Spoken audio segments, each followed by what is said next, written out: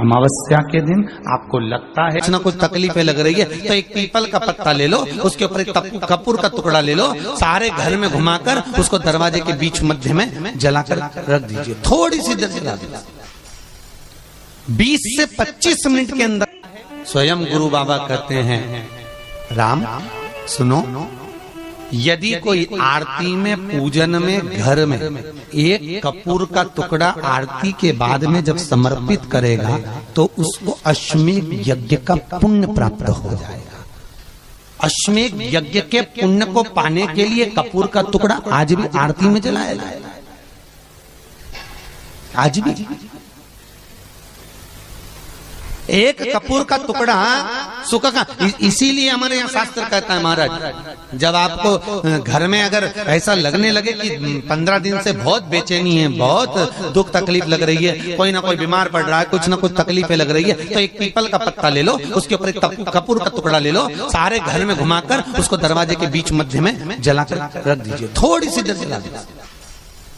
20 से 25 मिनट के अंदर मकान में एनर्जी वापस आ जाएगी, उस भवन में एनर्जी वापस प्राप्त हो जाएगी। अमावस्या के दिन आपको लगता है कि हमारे पूर्वजों का उद्धार नहीं हुआ, हमारे पूर्वजों का कल्याण नहीं हुआ, कहीं अधोगति में कोई चला गया है, उसका बस एक बार, रोज नहीं जरूरत है, प्रतिदिन जरूरत ही नहीं है,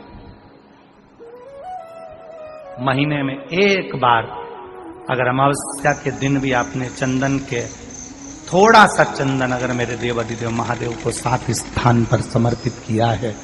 अशोक यहाँ पर वर्णन कर रही है, मैना, धन्य और कला की कथा कह रही है। तीनों ने सनकादि ऋषियों से मांगा। चंदन भगवान को अति प्रिय होता है और चंदन ही एक ऐसा होता है जो पितरों को भी प्रिय होता है, जिसका स्पर्श मात्र लगने से पूर्वजों का कल्याण हो जाता है, वो चंदन है। 7 स्थान शिवलिंग के बताए हैं, जहां पर भूल से भी अगर कोई चंदन की उंगलियां लगा देता है, 7 स्थान ऐसे हैं जहां चंदन की मात्र उंगलियां लगा देने से ही शिव पितृलोक के पितरों को मुक्ति प्रदान करके वैकुंठ लोक का निवास दे देते हैं। 7 स्थान,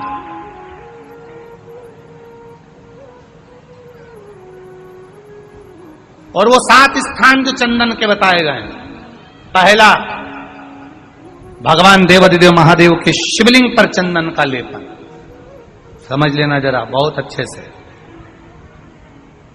आपको लगता है स्वप्न में कोई मुर्दे दिख रहे हैं, या कोई जल रहा है, या कोई मर रहा है, या कोई चला गया है, ऐसा भय लगता है, बच्चों को मानी भेजूंगी ऐसा हो जाएगा, पति को मानी भेजूंगी ऐसा हो जाएगा, कोई हमारे कोई गलत तो नहीं कर रहा है, आपको लगता है। 7 स्थान चंदन के बताएं महाराज। पहला शिवलिंग, दूसरा जहां गणेश जी का स्थान है, मालूम है ना सबको, जम के बोलो जरा, मालूम है ना सबको, जहां गणेश जी का स्थान है वहां अलग से गणेश जी बैठे, वहां नहीं, शिवलिंग में जलाधारी के ठीक सामने, राइट में गणेश, लेफ्ट में कार्तिकेय, बीच में अशोक सुंदरी। तो पहला चंदन बाबा के शिवलिंग पर, दूसरा गणेश जी पर चंदन की उंगली, तीसरा षडानंद कार्तिकेय पर चंदन की उंगली, चौथा अशोक सुंदरी पर चंदन की उंगली, पांचवा जलाधारी पर चंदन की उंगली, छठा जो शिवलिंग का जल बह रहा है इसके ठीक विपरीत की ओर चंदन की उंगली, और 7वां चंदन नंदी के मस्तक के ऊपर जो 2 सींग लगे रहते हैं उस पर चंदन की उंगली। ये कब लगाई जाती है? या तो अमावस्या के दिन आपको लगता है कि हमारे पूर्वजों का उद्धार नहीं हुआ, हमारे पूर्वजों का कल्याण नहीं हुआ, कहीं अधोगति में कोई चला गया है, उसका बस एक बार, रोज नहीं जरूरत है, प्रतिदिन जरूरत ही नहीं, महीने में एक बार अगर अमावस्या के दिन भी आपने चंदन के थोड़ा सा चंदन अगर मेरे देवाधिदेव महादेव को 7 स्थान पर समर्पित किया है। अशोक यहाँ पर वर्णन कर रही है, मैना, धन्य और कला की कथा कह रही है। तीनों ने सनकादि ऋषियों से मांगा। चंदन भगवान को अति प्रिय होता है और चंदन ही एक ऐसा होता है जो पितरों को भी प्रिय होता है, जिसका स्पर्श मात्र लगने से पूर्वजों का कल्याण हो जाता है, वो चंदन का। आपके घर में पितृदोष है, आपको ऐसा महसूस होता है, आपको लगता है, तो किसी भी नवरात्रि के पहले जो अमावस्या पड़ती है, मान लो अपन अमावस्या पड़ी, आप एक अंदाजा लगाइए, तो जिस दिन अमावस्या रहे उस दिन चावल की कटोरी में एक कपूर का टुकड़ा रख दीजिए महाराज, छोटा सा, और कपूर का टुकड़ा रखकर उस कपूर को दरवाजे के बाहर कटोरी में ही, चावल रखी हुई कटोरी में ही उसको पितरों का स्मरण कर कर जला दीजिए। और जलाने के बाद उस चावल को कहीं भी किसी भी वृक्ष की छांव में पक्षियों के लिए डाल दीजिए। शिव महापुराण की कथा कहती है, अगर मान लो पितृ आपको कष्ट दे रहे हैं, पितृ आपको तकलीफ दे रहे हैं, कोई काम नहीं होने दे रहे हैं, या कहीं आपको ऐसा लगता है कि पितरों का दोष है, तो वो पितृ दोष देवी, अब ये जो आप करेंगे ये कब कर रहे हैं? अमावस्या के दिन आप उसको रख रहे हैं, अमावस्या के दिन उसको रखकर रात भर आपने रखा कपूर के साथ में, सुबह एकम पड़ गई, नवरात्रि लग गई, उसी दिन उसको जलाकर आपने पटक दिया। अर्थात उससे देवी और पितृ इन दोनों का आशीर्वाद जो प्राप्त होता है, तो घर में से पितृदोष समाप्त होकर लक्ष्मी की वृद्धि प्रारंभ हो जाती है, कार्य में सिद्धता आ जाती है। मान लो अगर पितृदोष है तो करो, नहीं है बड़े अलमस्ती से रहो, तो ये पितृदोष का स्मरण। तो यहाँ शास्त्र कह रहा है कि पितरों का जो लोक होता है, पितर जो लोक होता है, उस पितृलोक में 64 योगिनियां प्रवेश नहीं करती। शिव महापुराण कर रही है, शंकर की कथा कर रही है। एक छोटा सा उपाय अवश्य करिएगा। मान लो आपको लग रहा है कि आपके घर में पितृदोष है, आपको ऐसा महसूस होता है, अमावस्या पड़ती है, चावल की कटोरी में एक कपूर का टुकड़ा रख दीजिए महाराज, छोटा सा, और कपूर का टुकड़ा रखकर उस कपूर को दरवाजे के बाहर कटोरी में ही, चावल रखी हुई कटोरी में ही उसको पितरों का स्मरण कर कर जला दीजिए। और जलाने के बाद उस चावल को कहीं भी किसी भी वृक्ष की छांव में पक्षियों के लिए डाल दीजिए। शिव महापुराण की कथा कहती है, अगर मान लो पितृ आपको कष्ट दे रहे हैं, पितृ आपको तकलीफ दे रहे हैं, कोई काम नहीं होने दे रहे हैं, या कहीं आपको ऐसा लगता है कि पितरों का दोष है, तो वो पितृ दोष देवी, अब ये जो आप करेंगे ये कब कर रहे हैं? अमावस्या के दिन आप उसको रख रहे हैं, अमावस्या के दिन उसको रखकर रात भर आपने रखा कपूर के साथ में, सुबह एकम पड़ गई, उसी दिन उसको जलाकर आपने पटक दिया। अर्थात उससे देवी और पितृ इन दोनों का आशीर्वाद जो प्राप्त होता है, तो घर में से पितृदोष समाप्त होकर लक्ष्मी की वृद्धि प्रारंभ हो जाती है। अमावस्या के दिन प्रदोष काल में, प्रदोष के समय पर, प्रदोष काल में शाम के समय पर जाकर किसी भी नदी, तालाब, बावड़ी, कुआं, कहीं ना कहीं जो आपके पास में हो, वहां पर एक घी का दिया, बत्ती का मुंह दक्षिण की ओर कर कर अवश्य जला कर जाना, सारे पितृ दोष समाप्त हो जाएगा। अगर नदी, तालाब, बावड़ी, कुआं नहीं है तो पीपल का वृक्ष हो या बेलपत्री का वृक्ष हो या बट का वृक्ष हो, उसके नीचे लगा दो प्रदोष काल में। पर अमावस्या के दिन लगाएं जरूर। क्यों? क्योंकि अमावस्या 16 दिन तक पितृ मृत्यु लोक में आने के बाद में भोजन ग्रहण करते हैं। अमावस्या के दिन पितृ शाम के समय प्रदोष काल में शंकर भगवान का नाम जाप कर कर नदी, तालाब, बावड़ी पर पानी पीने जाते हैं। वहां से जल का आचमन कर कर पितृ अपने लोक को चले जाते हैं प्रदोष काल के समय पर। इसलिए प्रदोष काल में जलाशय के पास में बावड़ी, कुआं, नदी, तालाब के किनारे पर दिया लगाया जाता है दक्षिण की ओर मुख कर कर बत्ती का, तो पितृ आशीर्वाद देते हुए जाते हैं कि फलो फूलो, आगे बढ़ो, उन्नति करो, तरक्की करो। ये पितरों का आशीर्वाद रहता है, पितरों का वर रहता है। आप देंगे, कुछ करा ना करा, फिर अमावस्या के दिन उस दिन दिया दक्षिण की ओर बाती का मुख कर कर। 7 स्थान ऐसे हैं जहां चंदन की मात्र उंगलियां लगा देने से ही शिव पितृलोक के पितरों को मुक्ति प्रदान करके वैकुंठ लोक का निवास दे देंगे। 7 स्थान, और वो 7 स्थान जो चंदन के बताए गए हैं। पहला, भगवान देवाधिदेव महादेव के शिवलिंग पर चंदन का लेपन। समझ लेना जरा बहुत अच्छे से।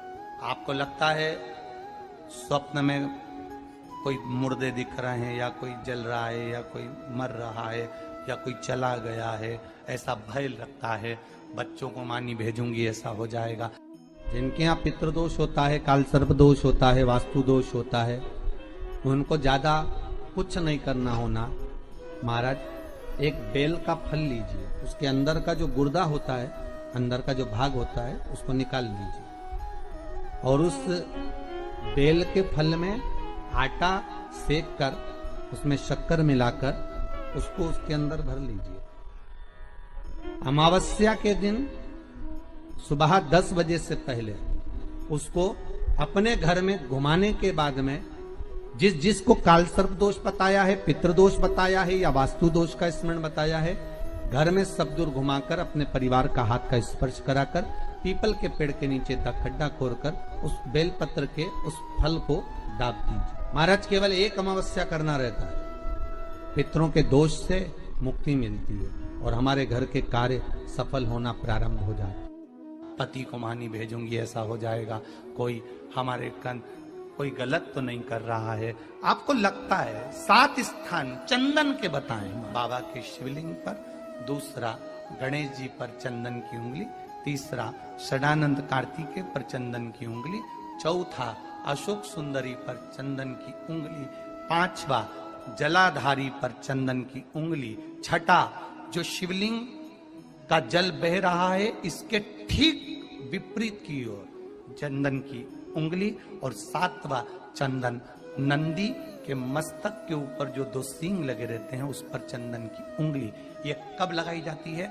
या तो अमावस्या के दिन। आपको लगता है कि हमारे पूर्वजों का उद्धार नहीं हुआ, हमारे पूर्वजों का कल्याण नहीं हुआ, कहीं अधोगति में कोई चला गया है, उसका बस एक बार, रोज नहीं जरूरत है, 4 दिन दुकान अच्छी चले, बाकी के समय बैठना पड़े, समझ लेना पितृदोष। घर में बच्चे चिड़चिड़े हो जाए, गलत संगति में डूब जाए, समझ लो चिड़चिड़ हो रहे हैं, पितृदोष। घर के बच्चे माता पिता का आदर न करें, सम्मान न करें, तेज आवाज में बात करें, समझ लो पितृदोष। पितृदोष मालूम पड़े। और इतने से भी अगर आप नहीं समझ सकते, परिवार का कोई एक व्यक्ति जब जब भोजन करने बैठे तब तक उसकी थाली में बाल आए, भले वो होटल में खाए तो भी बाल आ जाए, वो कहीं खाना खा रहा है तो बाल आ जाए। 8-15 दिन में, 4 दिन में, 3 दिन में, 2 दिन में, 6 दिन में आपकी थाली के भोजन में अगर बाल निकल रहा है, केश निकल रहा है, समझ लेना कि पितृ आपसे कुछ मांग रहे हैं, पितृ आपसे कुछ चाहते हैं। महाराज, एक बेल का फल लीजिए।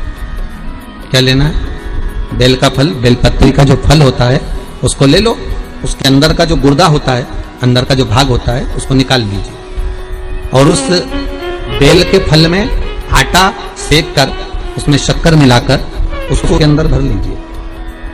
अमावस्या के दिन सुबह 10 बजे से पहले उस बेल फल में जिसमें तुमने पंजेरी भरी है, आटा सेक कर भरा है शक्कर के साथ में, उसको अपने घर में घुमाने के बाद में जिसको काल सर्प दोष बताया है, पितृदोष बताया है, या वास्तु दोष का स्मरण बताया है, घर में सब दूर घुमाकर अपने परिवार का हाथ का स्पर्श कराकर पीपल के पेड़ के नीचे तक खड्डा खोदकर उस बेलपत्र के उस फल को दाब दीजिए। महाराज, केवल एक अमावस्या करना रहता है, पितरों के दोष से मुक्ति मिलती है और हमारे घर के कार्य सफल होना प्रारंभ हो जाते हैं। कार्य की सफलता होती है, कार्य में सफलता प्राप्त होने लगती है।